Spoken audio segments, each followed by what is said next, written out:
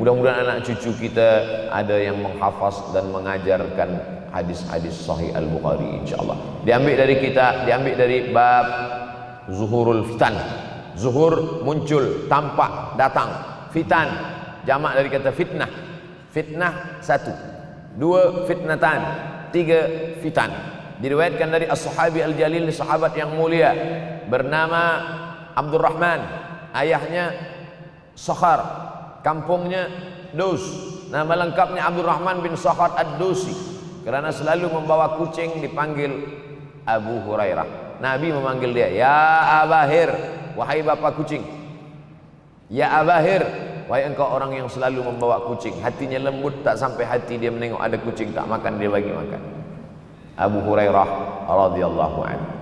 Apa kata Abu Hurairah radhiyallahu anhu? Aku mendengar Nabi SAW bersabda, di antara tanda-tanda dekatnya hari kiamat itu adalah, dalam hadis ini ada 5. Yang pertama, yataqarabuz zaman.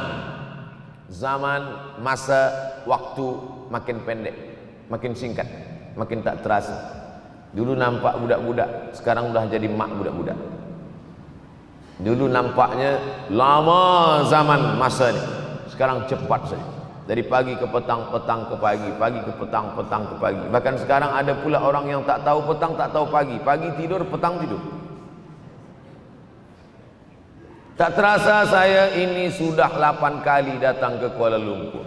Awal-awal sekali 2014, 2015, 16, 17, 18, 19, 20. Sudah kali yang ke-7. Saya datang setahun sekali saja, setiap bulan Februari. Bulan Februari datang. Rupanya dah yang ke-7 kali. Bulan Februari. Ini saya bagi tahu supaya kita semua faham. Saya datang bulan Februari, supaya tak datang balik, datang balik, datang balik, datang balik. Sekali datang dari tarikh 2 hingga 9. Pusing, pusing, pusing, pusing, balik. Rupanya sudah kali ke-7, ke-8 kali datang menyampaikan tazkirah. Tak terasa. Dulu saya datang kemari belajar di UKM tahun 2003. Sekarang sudah 2020. 17 tahun. Tak terasa. Yataqarabuz zaman. Tanda-tanda kiamat, fitnah akhir zaman sudah dekat adalah yataqarabuz zaman. Kata Nabi SAW. Waktu tak terasa. Tak terasa. Tak terasa dah engkau dah datang. Tak terasa waktu begitu cepat, engkau sudah datang saja nak menagih hutang. Orang berhutang ni pun rupanya tak terasa juga orang datang. Yang memberi pinjaman pula terasa lama betul. Apakah beza antara 5 minit dulu dengan 5 minit sekarang? Sama. Apakah beza antara 24 hours, 24 jam dulu dengan 24 jam zaman Nabi dengan 24 jam zaman sekarang? Sama. Tak ada beza. Mataharinya sama, bulannya sama, buminya sama. Yang berkeliling mengelilingi matahari sama. Apa yang membuat berbeza? Apa yang membuat zaman itu yataqarabuz zaman? Ada hal-hal yang membuat kita sibuk. Dulu tak ada google.com, dulu tak ada Facebook, dulu tak ada Twitter, dulu tak ada BBM, dulu tak ada Instagram. Sekarang waktu habis. Bila kita tanya orang mana yang lebih lama, 5 minit atau 50 minit, semuanya sepakat mengatakan 50 minit lama, 5 minit kejam. Saya tanya 2 kali, pelajar-pelajar, penuntut-penuntut, mana yang lebih lama, 5 minit atau 50 minit? Semuanya berkata 50 minit lebih lama daripada 5 minit.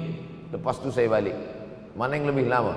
5 minit menunggu azan maghrib bulan puasa, 50 minit status FB, Instagram. Oh, lebih lama 5 minit menunggu azan maghrib. 5 minit menunggu azan maghrib bulan puasa macam-macam mati jam. 50 minit hilang waktu tak terasa. Itu menunjukkan hadis Nabi itu. Semakin saya baca hadis Nabi, makin kuat keyakinan saya, makin kuat iman saya, makin hilang keraguan saya bahwa yang berbicara ini bukan manusia biasa, tapi dia dapat wahyu dari Allah. Wa ma yantiqu anil hawa in huwa illa wahyun yuha, melainkan wahyu dari Allah Subhanahu wa taala. Yataqarabuz zaman. Masa begitu cepat berlalu tak terasa. Sebulan seperti sepekan, sepekan seperti sehari, sehari seperti sesaat. Akhirnya kita pun kehilangan waktu, habis. Saya Ustaz Abdul Somad, memang zaman ini tak terasa cepat betul. Rasa-rasa kejap, dah bulan Ramadan. Tak terasa baru saja Idul Fitri, dah masuk pula lagi. Masya Allah, begitu cepatnya masa berlalu. Maka jangan sampai semakin saya baca hadis ini, semakin kuat keyakinan saya bahwa Nabi Muhammad SAW mendapat wahyu dari Allah Subhanahu wa taala, semakin kuat keyakinan dan keimanan. Kenapa? Seandainya Nabi berkata zaman nanti di akhir zaman itu semakin cepat, semakin dekat, semakin berlalu tak terasa, tapi kemudian zaman yang kita lalui tak sama seperti yang dikatakan Nabi. Mungkin datang juga keraguan dalam hati, betulkah ini? Tapi ternyata 1441 tahun lampau, 1440 tahun yang lalu Nabi mengatakan, dan hari ini terbukti zaman begitu cepat berlalu. Masya Allah, tabarakallah. Hari inilah ditemukan internet, hari ini datang television, hari ini datang WhatsApp, hari ini datang yang melalaikan kita daripada Allah Subhanahu wa taala. Sehingga waktu datang sembang-sembang, cerita-cerita, tengok ini, update ini, tulis ini, tengok ini, pandang ini, habis waktu berlalu. Padahal waktu inilah yang akan ditanya oleh Allah Subhanahu wa taala. 6 kali Allah bersumpah demi waktu. Terbit fajar, wal fajri wa layalin ashr, masuk waktu subuh, was subhi idza tanaffas, masuk waktu duha, wad duha wal laili idza saja, masuk waktu siang, wan nahari idza tajalla, masuk waktu asar, wal asri innal insana lafi khusr, masuk waktu malam. 2 kali Allah bersumpah demi waktu malam, wal laili idza saja wal laili idza yaghsha. Kenapa hadis ini yang Ustaz bahaskan? Kami nak mendengar hadis tentang Dajjal dah lahir atau belum? Dajjal dah hadir. Mana bukti Dajjal dah hadir? Kurma bisan tidak lagi berbuah. Bila kurma bisan tidak berbuah, Dajjal dah nak datang. Kurma bisan sekarang sudah berkurang, tak berbuah. Lalu kemudian apa lagi? Ain Zuhar, mata air dari Ain Zuhar sudah kering. Sudah kering. Oleh sebab itu, tapi manakala dulu datang Habib Umar bin Hafiz, saya hadir majelis itu, adalah seorang bertanya, Habib, ya, Imam Mahdi dah lahir atau belum? Saya tengok Habib menjawab, sepertinya dia macam tak suka pertanyaan. Kata dia, kita tak perlu mencari-cari dia dah lahir atau belum, kampung dia di mana, dia lahir di hospital mana, dia. Yang perlu kita siapkan adalah iman dan takwa pengetahuan kita, supaya kita jangan sampai terkecoh, supaya kita boleh membezakan mana hak, mana batil, mana betul, mana salah, mana lurus, mana bengkok, mana hitam, mana putih. Sehingga dengan istiqomahnya kita beribadah ini, kita boleh membezakan mana Al-Masih yang original, yang asli, mana Al-Masih Ad-Dajjal. Makanya tadi sebelum salam kita berkata, Allahumma inni a'udzubika min azabi jahannam wa min azabil qabri wa min fitnatil mahya wal mamat wa min syarri fitnatil masihid Dajjal. Membaca, menghafaz 10 ayat di awal surah Al-Kahfi. Siapa yang menghafaz 10 awal ayat, hadis lain mengatakan 10 akhir, 10 awal 10 akhir, elok dua-duanya. Tapi Masya Allah, tabarakallah, anak-anak kita yang pakai jubah, pakai sorban putih ini, daripada tahfiz Quran, mereka tidak hanya menghafaz 10 awal 10 ujung, dari awal sampai ujung dia hafaz, 30 juzuk dia hafaz. Mudah-mudahan anak-anak kita penghafaz Al-Quran. Allahumma ja'al abna'ana wa banatina min hufazil Quran wal hafizat. Jadikan anak-anak kami menjadi para penghafaz Al-Quran, ya Allah, supaya selamat dia daripada fitnah Al-Masih Ad-Dajjal. Tapi saya pilihkan hadis tentang yang 5 ini. Dengan 5 ini kalau kita amalkan, insya Allah Allah akan selamatkan kita dari fitnah akhir zaman ini. Yang pertama, manfaatkan waktu, kerana waktu di akhir zaman ini yataqarabuz zaman, kerana waktu semakin dekat tak terasa, hilang, berlalu. Maka isilah waktu ini dengan ibadah. Jangan sampai ada waktu yang kosong. Duduk sejenak kosong, berselawat, Allahumma sholli ala sayyidina Muhammad wa ala ali sayyidina Muhammad, Allahumma sholli ala sayyidina Muhammad wa ala ali sayyidina Muhammad. Sempat-sempatkan ambil wudhu, solat duha walau 2 rakaat. Sempat-sempatkan sebelum tidur malam, solat witir 3 rakaat. supaya tidur kita sentiasa dalam wudu dan kita sempat salat witir. Andai mati kita malam itu, insyaallah mati dalam keadaan husnul khatimah. Usolli sunnatul witri salasa raka'atin lillahi ta'ala. Nanti malam jaga tidak witir lagi, hanya tahajud saja. Sempat-sempatkan salat tahajud. Elok amat sangat baik salat wudu 2 rakaat. Usolli sunnatul wudu raka'atain lillahi ta'ala. Selepas salat wudu salat sunat taubat. Usolli sunnatul taubat raka'atain lillahi ta'ala. Selepas salat sunat taubat salat sunat hajat. Usolli sunnatul hajat. Selepas itu barulah salat sunat tahajud 8 rakaat. Nak tambah lagi 10, 12, 14 elok, tak salah, karena dia tiada batasan. Adakah sahabat Nabi yang melakukan ini? Ada. Qatadah bin Nu'man dari selepas Isya sampai azan subuh. Imam Ahmad bin Ambal dari selepas Isya sampai azan subuh. Bahkan mereka menghatamkan Al-Quran dalam tahajud mereka. Maka bahkan ada imam yang disebut dengan As-Sajjad, kerana banyak sujud kepada Allah Subhanahu wa ta'ala. Kerana akhir zaman ini godaan begitu besar. Dulu orang tengah malam tahajud, jam 2 malam, jam 3 malam dia bangun. Kerana dia membaca hadis sab'atun yudhilluhumullah.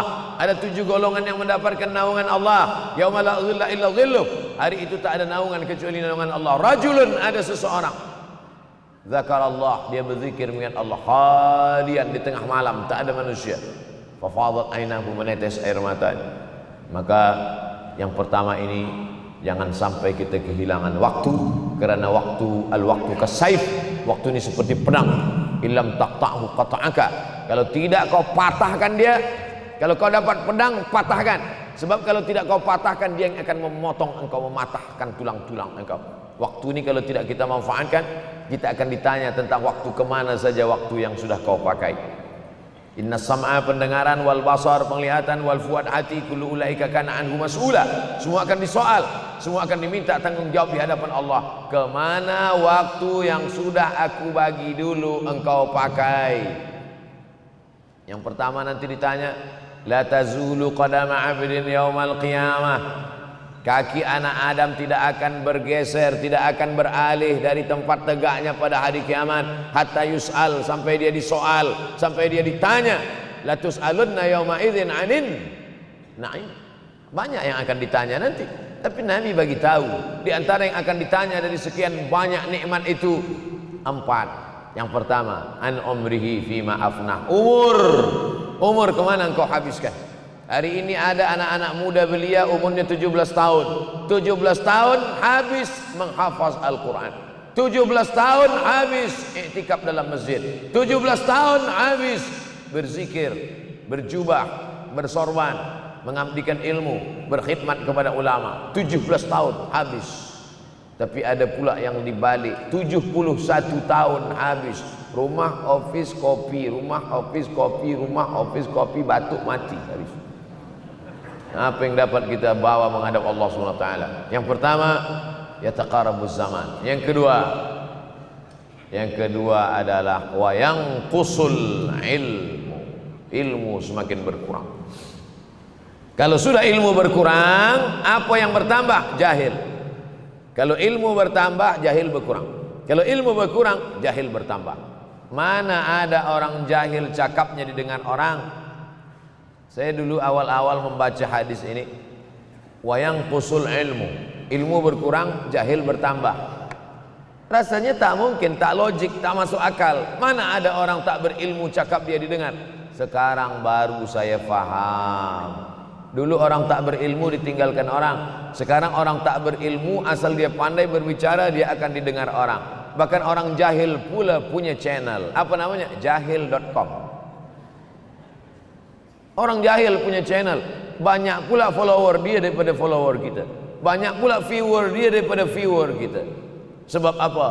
Sebab yang menyaksikan tiada berilmu, yang berbicara tiada ilmu. Oleh sebab itu maka kita galakkan menuntut ilmu di majlis-majlis ilmu. Untuk apa Abdul Somad sudah berumur 43 tahun pun masih pergi juga lagi ke Sudan belajar? Apa yang nak dicari ini? Tak lain tak bukan, mudah-mudahan kita termasuk orang yang sampai akhir hidupnya mencari ilmu, insyaAllah. Saya datang kemari bukan niat mengajarkan ilmu. Saya datang ke Malaysia tetap niatnya belajar mencari ilmu. Man salaka tariqan, siapa yang melangkahkan kaki melalui suatu jalan, yaltamisu fihi ilman, siapa yang melalui suatu jalan niatnya untuk mencari ilmu, sahalallahu lahu bihi tariqan ilal jannah, dimudahkan Allah jalannya menuju surga. Innallaha la yantazi'ul ilma intiza'an. Innallaha la yanzi'ul ilma intiza'an. Allah kalau mencabut ilmu, bukan macam mencabut pokok kayu dari tanah. La yantazilul ilmu intiza'an. Allah tidak mencabut ilmu macam mencabut pokok kayu dari tanah hingga ke akarnya, tidak. Lalu bagaimana ilmu ini dicabut? Biqabdil ulama, dengan matinya ulama maka habislah ilmu. Meninggal Imam Syafi'i berkurang ilmu, meninggal Imam Nawawi berkurang ilmu, meninggal Imam Fulan berkurang ilmu. Maka yang hadir adalah al-juhala. Yang lebih menakutkan lagi adalah al-juhala bi thawbil ulama, orang jahil dengan pakaian ulama. Abdul Somad tidak mengatakan dirinya ulama. Saya selalunya membacakan ayat Quran, membacakan hadis Nabi, menyampaikan fatwa ulama. Tak pernah saya berceramah, bertausiah menurut saya. Siapa saya? Siapa kita? Syafi'i manusia, saya manusia. Syafi'i boleh berfatwa, saya juga boleh berfatwa. Imam Syafi'i berfatwa Al-Quran 30 juzuk dalam kepala dia. Kita juzuk 30 pun kadang-kadang hilang. Imam Syafi'i balik dari masjid ke rumah, dia tutup telinga. Datang orang bertanya, Syafi'i, ya, kenapa engkau tutup telinga? Sebab bila aku dengar dari masjid ke rumah, semua yang aku dengar masuk tu semua aku ingat. Aku takut dia ingat di dalam, maka aku tutup. Kita yang saya sampaikan tadi pun tak ingat. Oh, Ustaz mengejek kami, enggak. Jangankan yang mendengarkan, yang bercakap pun tak ingat. Nasib baik datang orang Jepun mengingatkan kita. Nah, ini nama dia Sony. Manusia ini lupa. Oleh sebab itu maka yang kedua, akhir zaman, wayang kusul ilmu makin kurang. Maka bersyukur anak-anak yang dimasukkan ke rumah tahfiz. Kalau ada rumah tahfiz di kampung biasa, kalau ada rumah tahfiz di desa, dusun biasa, tapi ada tahfiz di tengah kota besar Kuala Lumpur, masih ada lagi rumah tahfiz Quran. Siapa yang mewakafkan rumah tahfiz? Siapa yang memberikan beras? Siapa yang memberikan duit? Siapa yang memberikan belanja? Siapa yang mengirimkan ustaz? Masya Allah, tabarakallah. Maka ini semua mudah-mudahan kita istiqamah semuanya insyaallah. Supaya apa? Supaya lahirlah anak-anak kita yang alim, berilmu. Karena ini makin banyak orang jahil, alftau bi ghairi ilmin, memberikan tazkirah fatwa tanpa ilmu, dhalla wa adalla, dhallu wa adallu, sesat, menyesatkan. Kalau setakat sesat saja, ini sudahlah sesat, menyesatkan.